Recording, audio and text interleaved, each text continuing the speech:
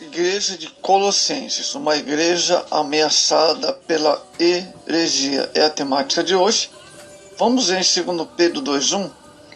E também houve entre o povo falsos profetas, como entre vós haverá também falsos mestres, que introduzirão encobertamente heresias de perdição e negarão ao Senhor que resgatou, trazendo sobre si repentina perdição. O antídoto contra a heresia, amados, é o ensino derivado da sã doutrina da palavra de Deus. Amados, e a carta de Paulo aos Colossenses faz parte das chamadas cartas da prisão, ao lado de Efésios, Filipenses e Filemão. No lugar de origem, as evidências internas da carta indicam que foi escrita quando o apóstolo se encontrava preso em Roma, por causa do Evangelho. A autoria dos Colossenses, os versos do capítulo 1 e o verso 1 e o capítulo 4, 18, mostram que Paulo foi seu autor. O período em que foi escrita, tudo indica que a carta foi escrita em torno do ano 62 depois de Cristo. O propósito da carta aos Colossenses, um cuidado do exame da carta, mostra que seu propósito original foi divertir a igreja de Colossos contra heresias que ameaçavam solapar a fé dos cristãos daquela região, amados. Colossenses era, ou cidade de Colossos, uma cidade importante. Colossos situava na região sul da Frígia, no vale do rio Lico, à frente do Meandro, região hoje pertencente à Turquia Ocidental. Situava-se na importante via comercial romana, que partindo de Éfeso se dirigia para o Oriente através de Frígia. Nos seus primórdios, graças a seu movimento comercial, Colossos foi uma cidade importante em termos religiosos e culturais. Na época do apóstolo Paulo, no entanto, referir a cidade foi ultrapassada por Laodiceia, situada a uns 16 quilômetros do rio abaixo. Ver Colossenses 2:1. Segundo a história, Colossos foi devastada por um terremoto no ano 61 depois de Cristo e nunca mais reconstruída.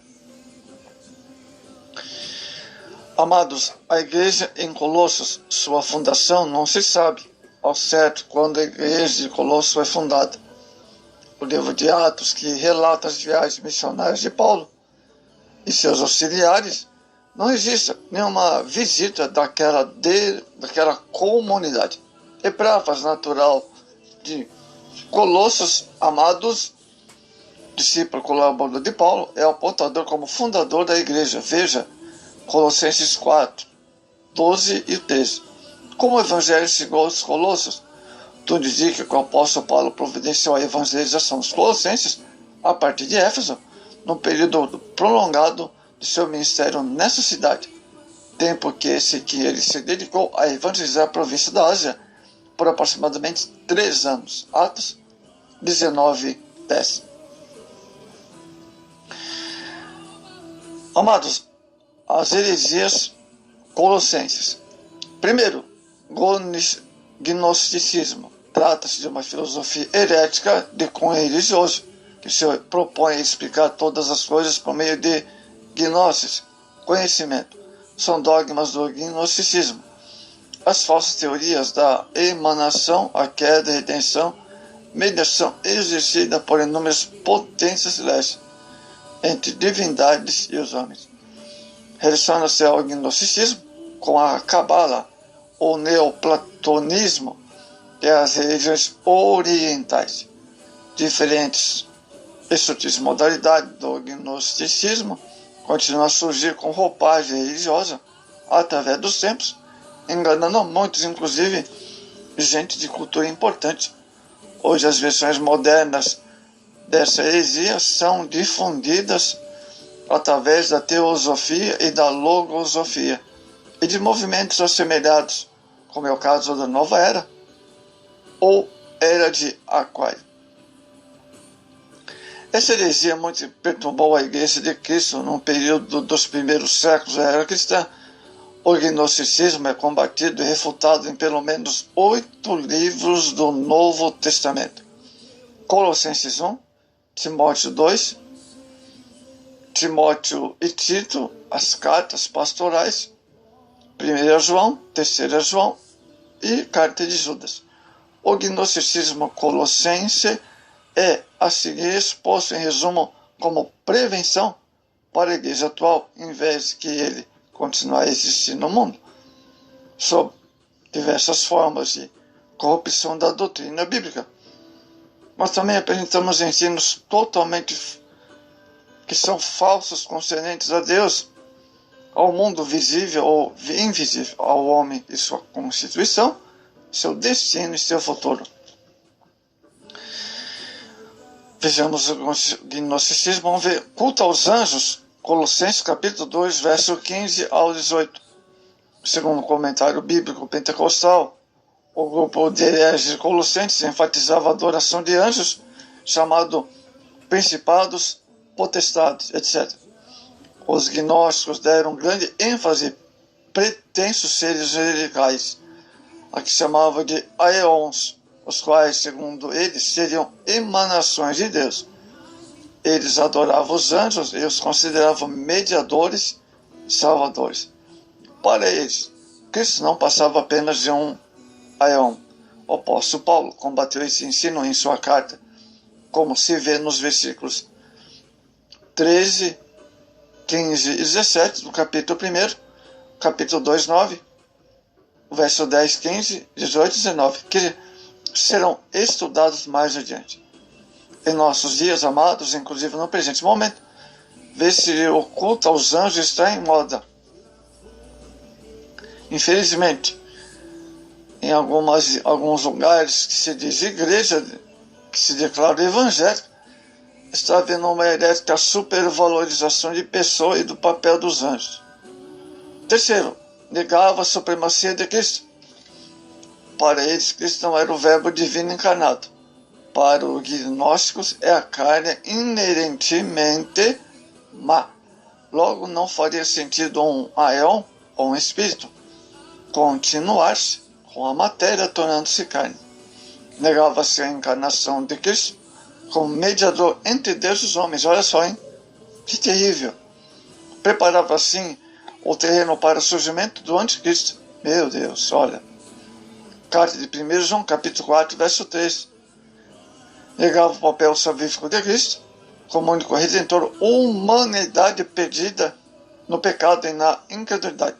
Para eles não havia muitos salvadores. Isso era ensino maligno, oposto ao que afirma a Bíblia em 1 Timóteo, por exemplo, capítulo 2, verso 5.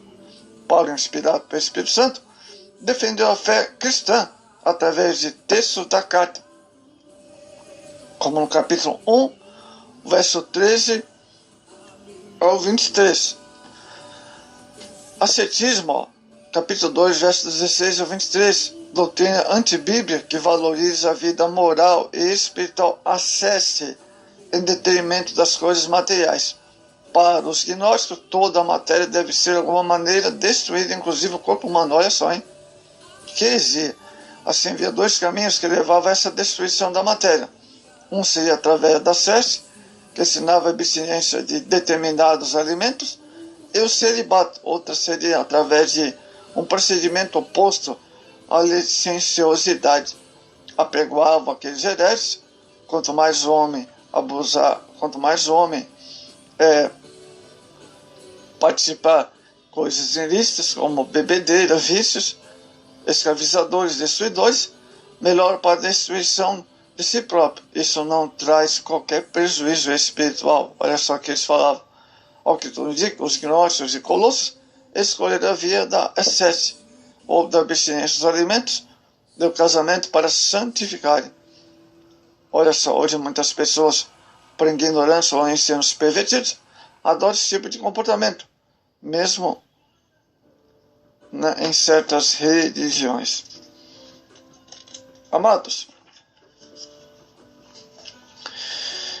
esoterismo, no capítulo 2, verso 8, isso tem a ver com coisas ocultas. Em Colossenses havia uma mistura de conceitos teológicos, demonológicos e astrológicos, ali num ambiente esotérico. havia culto à deusa Cibele, a grande mãe da fertilidade na época.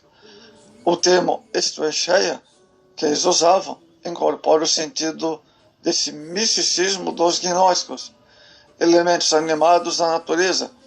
Para eles a matéria não é inanimada, ela tem vida. Os astros seriam entidades vivas com espíritos extraterrenos, olha só, e que se vê hoje um movimento da nova era, que considera a Terra como uma deusa, um ser vivo, ou deusa Gaia, do grego terra, a quem prestam culto. Paulo mostrou nas cartas, no estudo, que Cristo é que governa os homens e todas as coisas, inclusive os astros, e os cristãos não são guiados por astros, nem por princípios básicos do mundo. Veja o capítulo 2, verso 8 ao 10. Amados, os falsos ensinos dos gnósticos surgiram em Colossos, em que ainda hoje estão propalados no mundo, vinham do espírito do mal, já lançando as bases do engano, que se voltará no final dos tempos, para enganar muitos, até os escolhidos, se fosse possível. Hoje a ameaça das heresias continua. É meio para vencê-lo mesmo, é ortodoxia da palavra de Deus. Amados e diletos irmãos, essa carta a Colossos, provavelmente fundada por Efratas, discípulo colaborador de Paulo, demonstra a preocupação dos apóstolos, mesmo preso, em preservar a fé genuína desta igreja. Eles estavam sendo ameaçados por algumas heresias, como vimos, gnosticismo, culto ao anjos, ascetismo e esoterismo, a negação da superioridade de Cristo. Amados e diletos irmãos, a cidade de Colossos tinha uma certa importância em virtude de seu centro comercial. Era um lugar onde ideias de religiões se cruzavam, quer dizer, havia muitas religiões. Uma filosofia herética que igualava Jesus aos seres angelicais começou a filtrar-se na igreja. Logo, a ênfase dessa carta era ratificar a supremacia de Cristo, amados.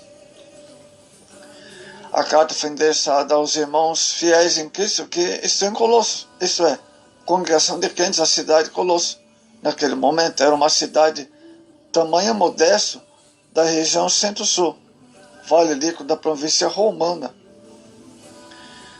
Amados, apesar de ter conhecido os tempos mais prósperos, séculos anteriores, Colossenses aos poucos perdeu o terreno para cidades vizinhas. A igreja de Colosso foi instituída por Efratas, como vimos. Amados, os crentes em Colossos se envolviam em várias questões teológicas, especialmente ensinos novos, estranhos, a respeito da pessoa de Cristo. A comparação da proclamação apostólica original, esses ensinamentos subestimaram seriamente a pessoa e a obra de Cristo, levando por conseguinte várias práticas dos cristãos de natureza tanto mística quanto legalista. Embora o conteúdo exato, denominação heresia colossense, não seja claramente exposto como desejaríamos, a questão era suficiente importante para que Paulo compusesse uma grande refutação e enviasse a igreja em Colosso. Mesmo antes do suposto retorno do seu representante Epáfras, essa refutação, na realidade, é uma afirmação maravilhosa sobre a pessoa e a obra de Cristo, constitui o âmago da carta principal. A parte central é precedida por típicas orações de abertura e ações de graça, e intercessão de Paulo.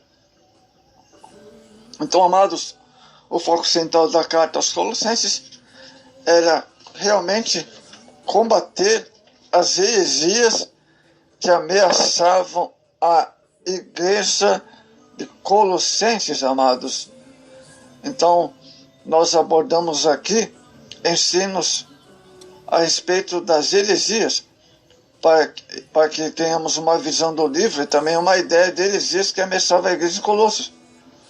Então, amados, que você possa compreender, né, a respeito das ameaças que havia na igreja de Colossenses, comuns no dia de hoje.